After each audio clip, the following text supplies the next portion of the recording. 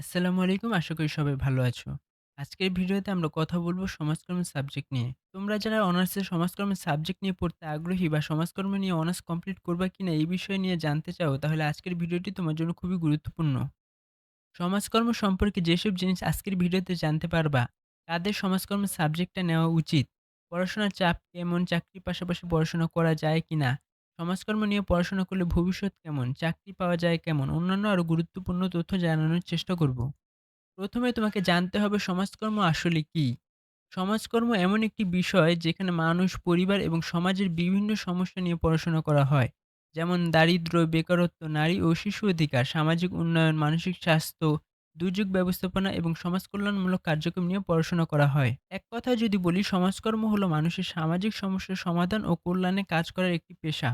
এখন দেখো কাদের সমাজকর্মের সাবজেক্টটা আসলে নেওয়া উচিত। যদি আপনি মানুষের জন্য কাজ করতে ভালোবাসেন, সমাজের বিভিন্ন সমস্যা সম্পর্কে জানতে আগ্রহী হন এবং ভবিষ্যতে সরকারি বা উন্নয়নমূলক প্রতিষ্ঠানে কাজ করার ইচ্ছা থাকে, তাহলে সমাজকর্ম একটি ভালো পছন্দ হতে পারে। তবে যাদের সমাজকর্মের সাবজেক্টটা ভালো লাগে না, তাদের সমাজকর্মের সাবজেক্টটা নেওয়া উচিত না। শুধু সমাজকর্মের ক্ষেত্রে না, যে কোনো বিষয় হোক, তোমার যদি সেই বিষয়টা না ভালো লাগে তাহলে সেই বিষয়টা তোমার নেওয়া উচিত না। কারণ তোমাকে ৪ বছর একটা সাবজেক্ট নিয়ে অনার্স করতে হবে। তুমি চাইলে কিন্তু আর চেঞ্জ করতে পারবা না।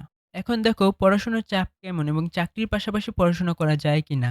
সমাজকর্ম নিয়ে পড়লে পড়াশোনার চাপ তুলনামূলক কম। অনার্সের অন্যান্য গ্রুপ যেমন বিজ্ঞান, বাণিজ্য শাখার সাবজেক্টগুলো মোটামুটি কিন্তু কঠিন আছে। কিন্তু সমাজকর্ম নিয়ে পড়লে তোমার পড়াশোনার চাপটা একটু তুলনামূলক কমই হবে। পড়াশোনার পাশাপাশি জবও করা যায়। তুমি যদি এমন একটা বিষয় খুঁজো যে বিষয়টা তুমি পড়বাও এবং প্লাস জবও করবা, তাহলে তোমার জন্য সমাজকর্ম ভালো একটা সাবজেক্ট হতে পারে। অন্যান্য সাবজেক্টের তুলনায় সমাজকর্ম সহজ।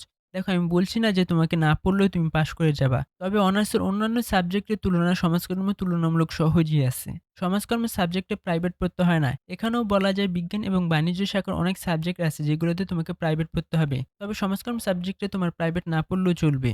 অন্যান্য সাবজেক্টের চেয়ে ফেলের সংখ্যা তুলনামূলক কম। এখন দেখো সমাজকর্ম নিয়ে পড়লে ভবিষ্যৎ কেমন হতে পারে। সমাজকর্ম নিয়ে পড়লে সরকারি ও বেসরকারি ২ ক্ষেত্রেই কাজের সুযোগ রয়েছে। সরকারি চাকরির মধ্যে রয়েছে সমাজসেবা অধিদপ্তর, বিভিন্ন মন্ত্রণালয়, স্থানীয় সরকার, যুব উন্নয়ন অধিদপ্তর, পরিবার পরিকল্পনা অধিদপ্তর, হাসপাতাল সমাজকর্মী, শিক্ষক নিবন্ধন, প্রাইমারি ও হাই স্কুল শিক্ষক নিয়োগ, বিসিএসের বিভিন্ন ক্যাডারে আবেদন করার সুযোগ। এছাড়াও সরকারি বিভিন্ন অফিসে কাজের সুযোগ রয়েছে।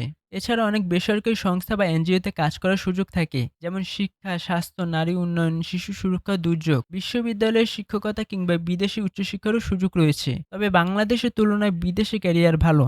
এখন দেখো প্রতিটা জিনিসেরই একটা ভালো দিক এবং একটা খারাপ দিক রয়েছে। তোমাদের যদি আমি ভালো দিকটা দেখে খারাপ দিকটা না দেখাই, তাহলে ভবিষ্যতে তোমরা বিপদে পড়বা। দেখো প্রাইভেট জব এবং ব্যাংক জবের ক্ষেত্রে একটু সমস্যা হয়, এটা তোমাদেরকে মেনে নিতে হবে।